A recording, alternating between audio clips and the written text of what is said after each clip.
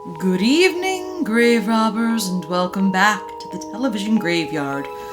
We are your TV necromancers, Laura Prince and Noah Houlihan.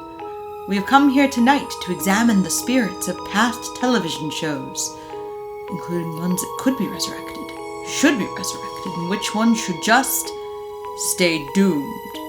This is a podcast in which we'll analyze the history, the hype, and the aftermath of shows that ran only one season, only one episode, or include the Muppets. With me, as always, is TV's Noah Houlihan. This is dull. Muppets.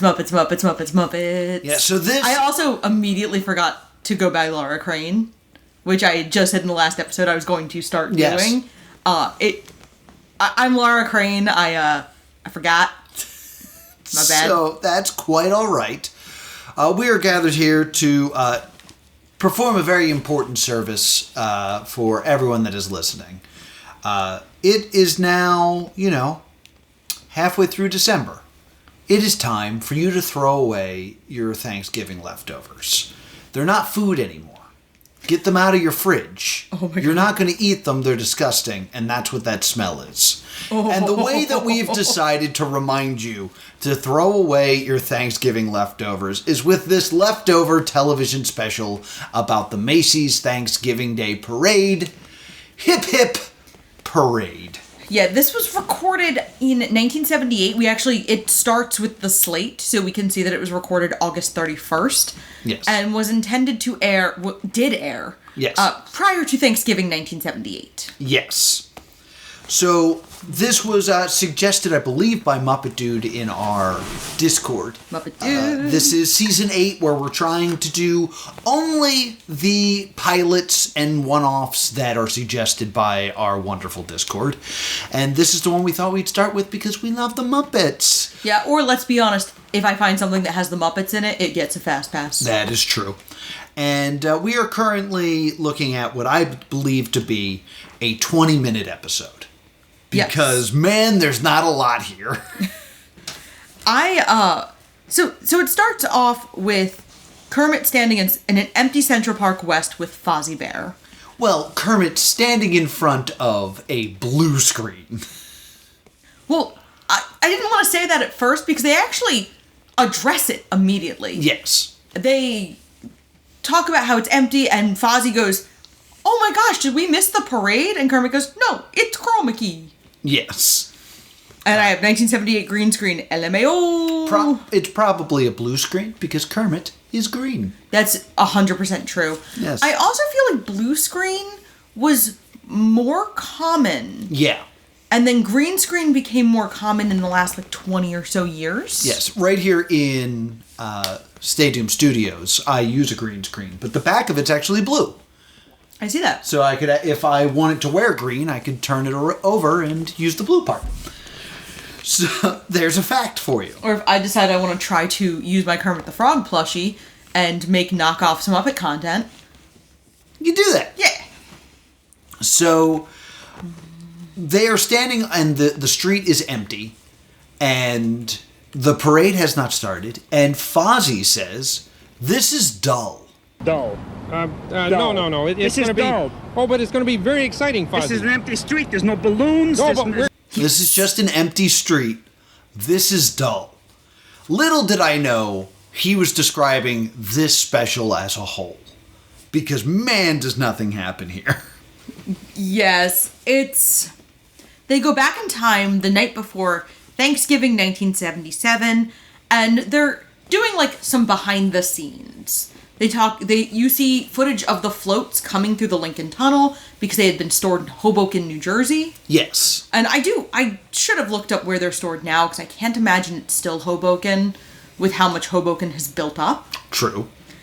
But we watch them go through the tunnel and we see the first balloons and floats, and Kermit excitedly goes, And let's see, there's some of the Muppets, the Anything Muppets. There's Oscar in the Yeah? trash can. Is that Oh, him? there's Ernie and Bert. I don't know them.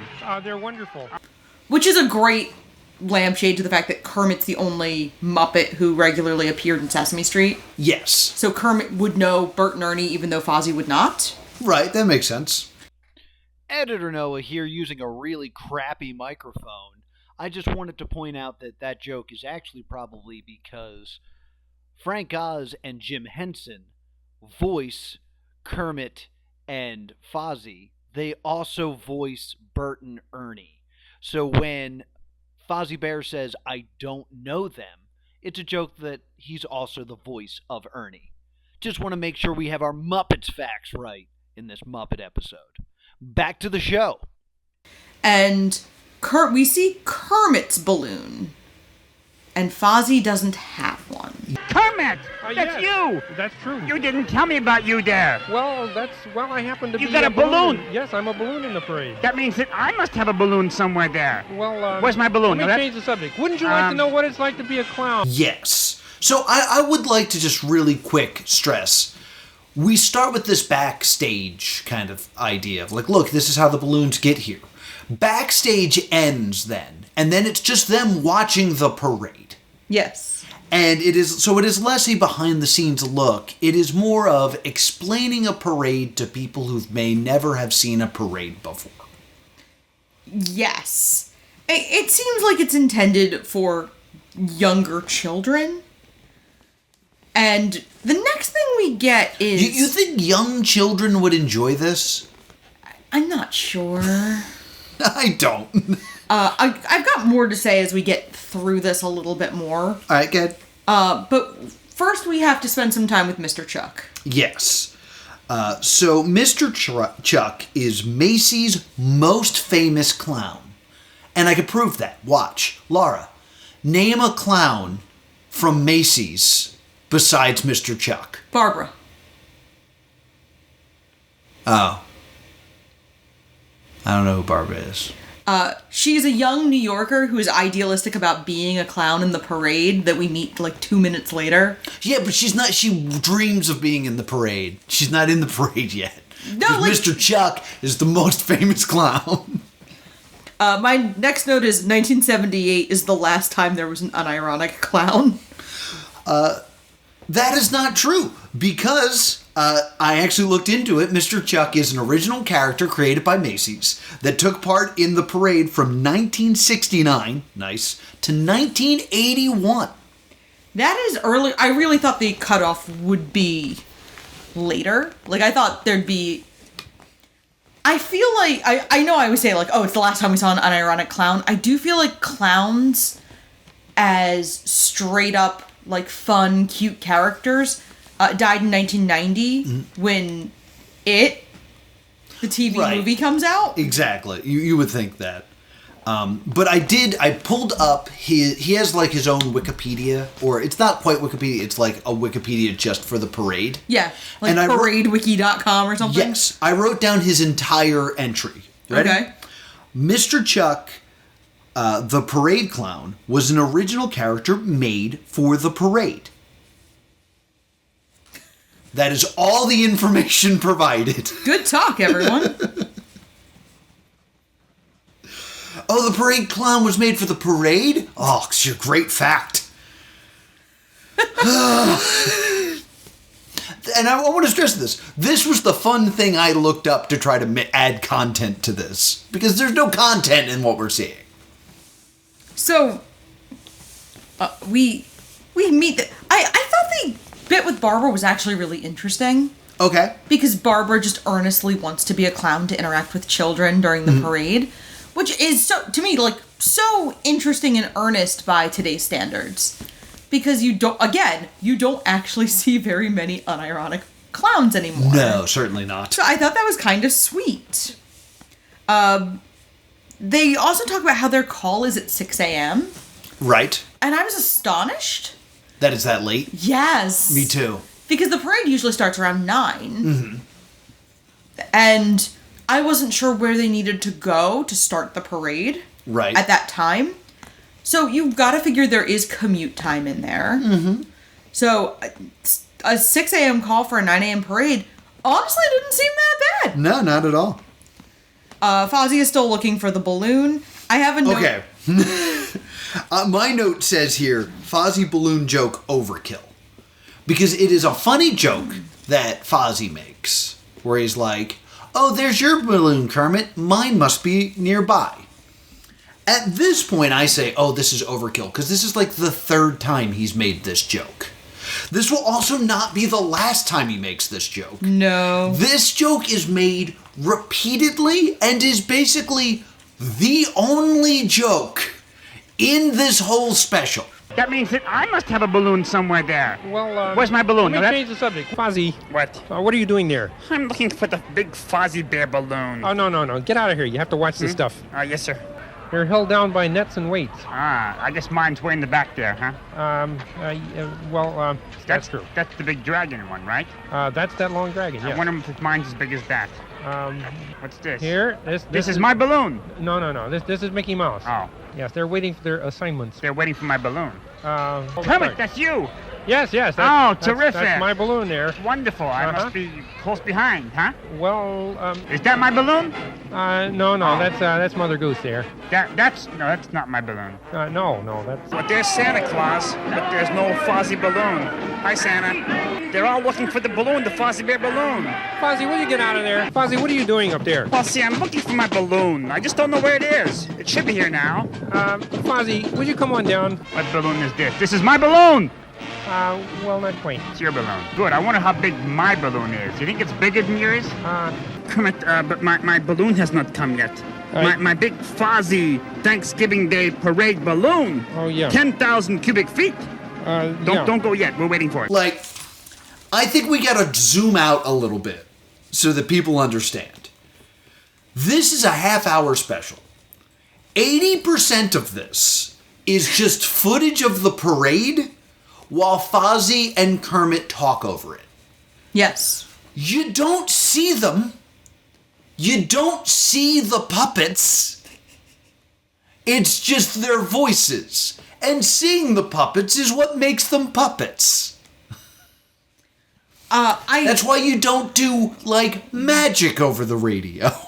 I do have a note here of Jim Henson and Frank Oz shoot the breeze with a budget of $15 American. Oh, yeah. Which must have been my major takeaway from this.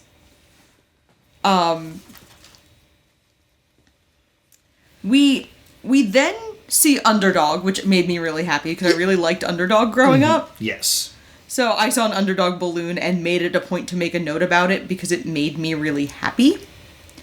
And then we start to see more floats. Yes. And I'm going to be honest, some of the floats are really cool. Yeah. We spend a lot of time with a Lord of the Rings float with Smaug.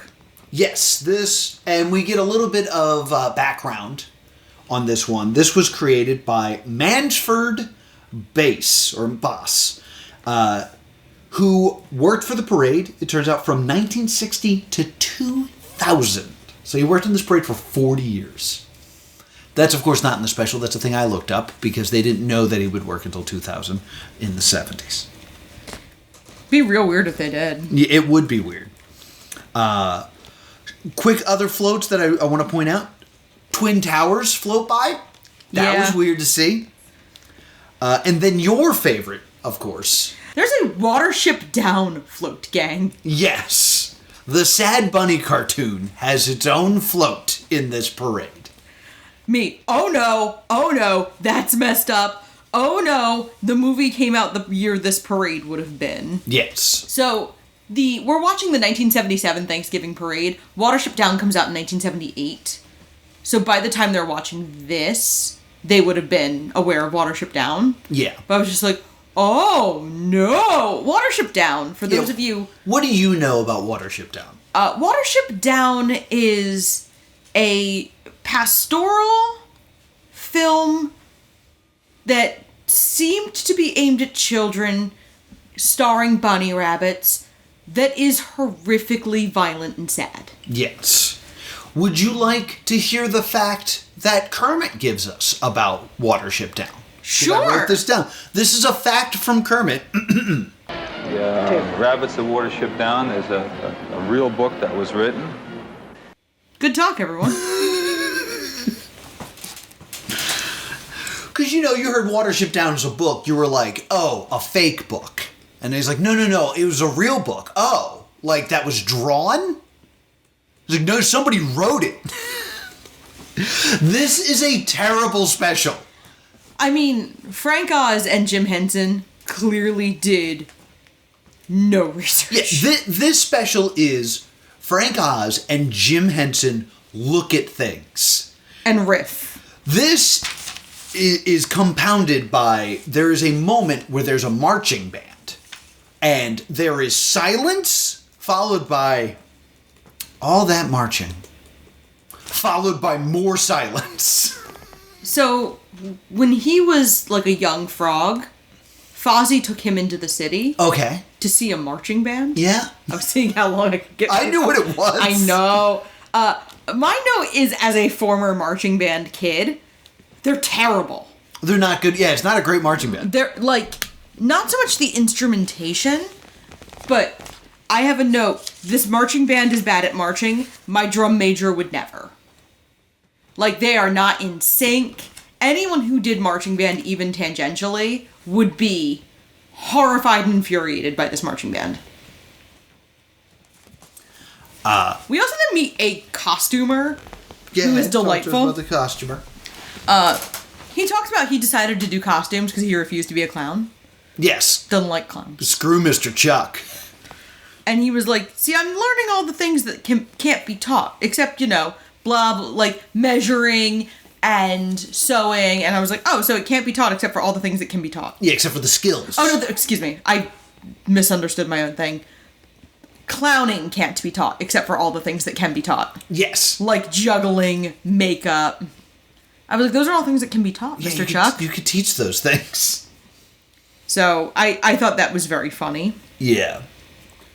Another just fantastic quote I have to bring up here is Fozzie trying to bring the crowd in, trying to learn some stuff. Asks Kermit, "What is that?" And Kermit replies, "Well, that's a long thing." What's that? That's a long thing.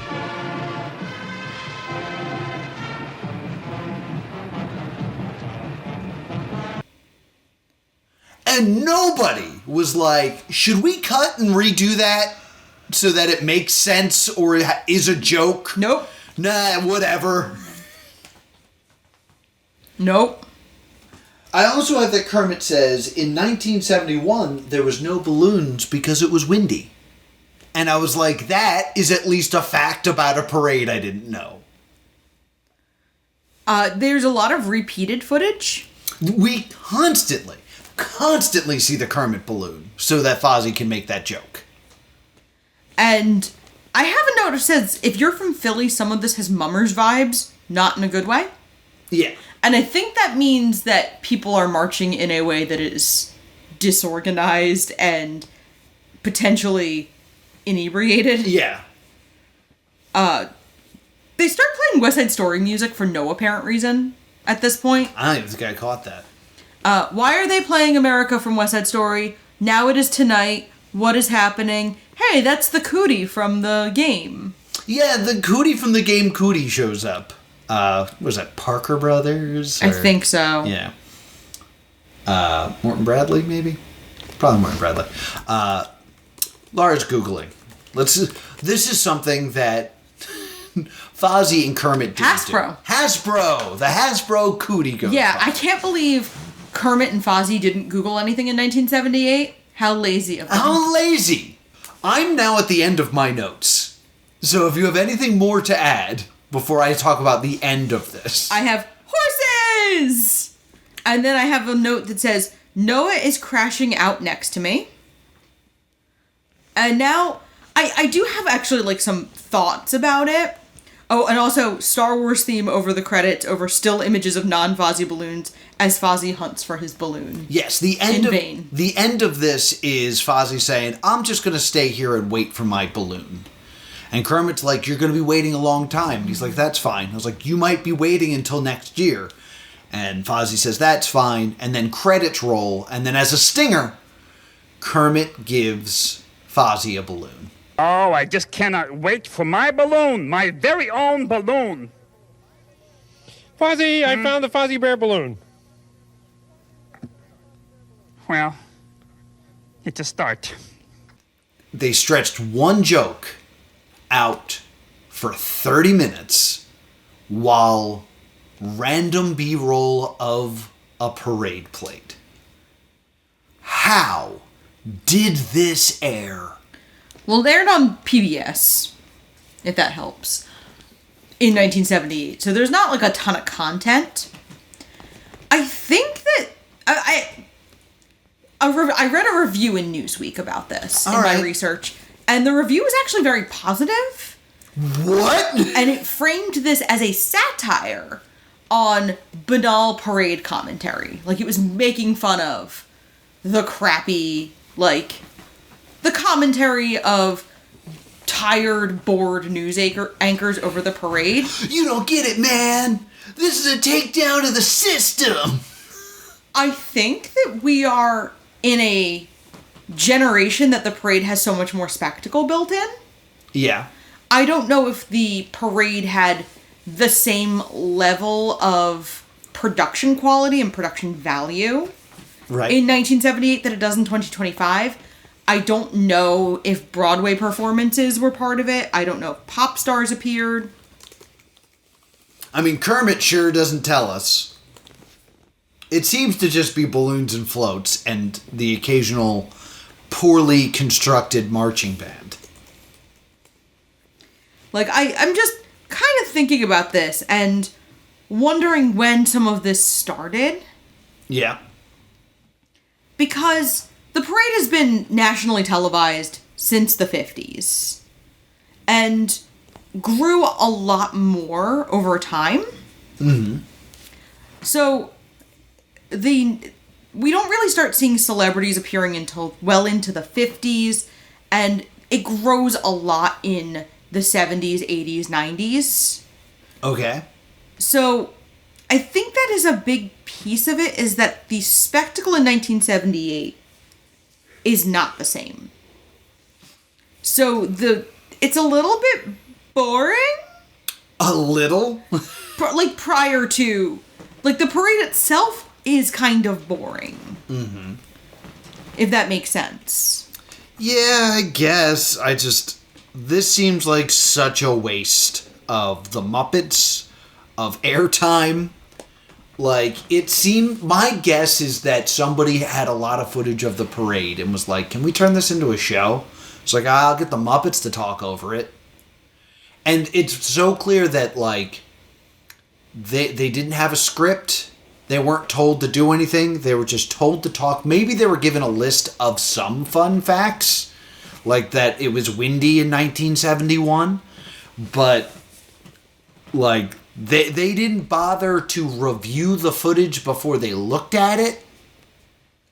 Like, it was just, hey, let's knock this out in 90 minutes. It feels like it was two different shows. It feels like they were trying to do this Muppet bit. Yeah.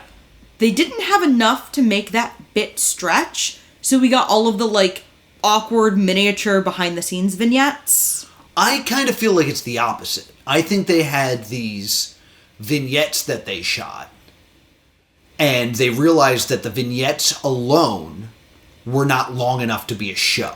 Oh, I mean, I agree. I think they had two separate things and tried to cram them together to make a half an hour of content. Yeah, I think the Muppets were trying to save this, and they do not. I almost think they would have been better off talking over a rebroadcast of the parade, or even an edited rebroadcast. Mm-hmm. Rather than just the same bits that they had. Yeah, I think they were using... The footage they had was too limited. Again, this feels like it was made for $15. It also would have been much better if you just had Kermit and Fozzy on screen the whole time, because then they could do physical bits rather than just their voices. But I guess they didn't pay the Muppets enough for 20 minutes of puppeteering, just 20 minutes of voice acting.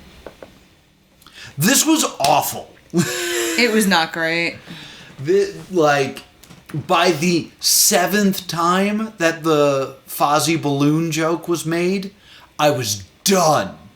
And I kind of just was watching this like, I don't understand how this will even be a good episode of Stay Doomed. And looking at the time here, We're now 22 and a half minutes into the recording. That's more than I thought we were going to get out of this. Yeah, I thought we were only going to get 20 minutes. Granted, this will probably be a touch longer because we'll put in clips, but I'm out of stuff to say about this. How about you? I mean, I think the satire aspect is kind of interesting. You're so skeptical. The idea that the satire element being described here was intentional, that the idea that Jim Henson and Frank Oz sat down and was like, let's do a pastiche of the parade commentators, because you know how they're bad? Let's be bad on purpose. There's no way that conversation happened, in my mind. In my mind, it was clearly like, hey, Jim, what are we doing today? I don't know, we're going to look at parade footage and talk over it. That's a much more believable direction in this. I mean, the Muppets have always been satire.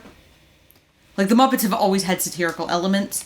There is a musical called How to Succeed in Business Without Really Trying. Right. I don't like this musical. But as I've grown up and kind of done more research, I am realizing that it is satirizing a culture that no longer exists. It's satirizing, like, 1960s business culture. But I don't understand that, because I'm not into 1960s business culture. Right. So to me, everything just kind of falls flat. And I'm wondering if this is a similar case. If the broadcast was not important... I do wonder, how important was this broadcast in the American household? Was this heavily watched, or was it just something you threw on while you were making dinner? Did people go out... I don't by know. this broadcast, do you mean Hip Hip Parade or the Thanksgiving The Macy's Day? Thanksgiving Day podcast. Podcast? The Macy's Thanksgiving Day broadcast. Because when I was in high school, I don't know about you, but we had a Thanksgiving Day football game. My school did not have a football team, but the school that I lived near did. And we did occasionally go to that because that was my father's alma mater. And I know I used to work at a restaurant, and they were open until, I want to say they were open until 12 p.m. I never worked because my particular role was not needed. Mm-hmm. I worked at a Friendly's, and I worked as, I made ice cream. Mm-hmm. So they did not have someone do that job because it was breakfast, and they usually didn't have anyone in that role till 11, and it just wasn't worth it. So I never had to work Thanksgiving. But I wonder if culturally Thanksgiving morning was just not as frequently spent at home.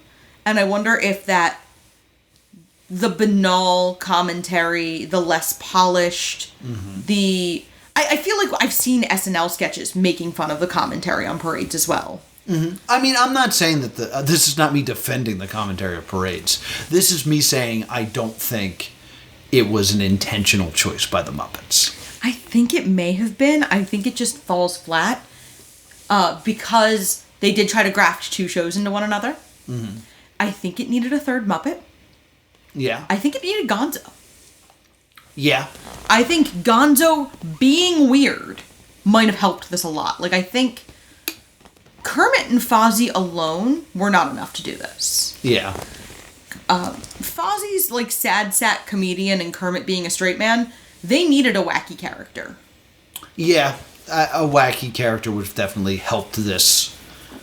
I think Gonzo... Somewhat. I don't think it would have saved the show. But I think, the addition of Gonzo would have helped this a great deal. So... This, as a comic, this is a dead set to me. This is a show that I showed up to, and it is an impossible task where the crowd is either too drunk... or not there, or, more concerned with talking to one another than listening. And I'm going to go up there, and I'm going to do 20 minutes because I'm being paid to do this. That's what this feels like to me. Okay, I'm sorry. Don't apologize. I'm just people are wondering the two takes of this. That's yours, that's mine. Yeah, I have to say, it wasn't very good. No, it was bad. I don't want you to think I, actively enjoyed this. Mm-hmm. I was just more thinking about that possible angle. Yeah, I mean, you have evidence that this was liked back when it originally aired. Yes. I find that impossible, but you have evidence that says otherwise. So, I mean, I will admit to not particularly having enjoyed it. But, it happened. Very true. It did, in fact, happen. So I think that's going to do it. Yeah. Stay doomed. Yeah. Stay doomed from both of us. Unfortunately. Yep, short episode. But thank you so much for joining us. What are we watching next week? Do you remember? The next one we were watching was Who's Your Daddy? Yes, we're watching Who's Your Daddy? It is a reality show where someone tries to discover which of 10 strangers is her actual biological father. That'll be fun. So if you would like to suggest what we do next, be sure to join our Discord. Links available below. And if you're not a Discord fan, where can people find us, Laura? You can email us at thestaydoomedshow@gmail.com or on Blue Sky @StayDoomed. And if you really just don't care for parades, I'm at TV's Noah on Instagram. If you think this, like many other things, could use more gonzo, I'm Laura Crane of Blue Sky. Until next time, stay doomed.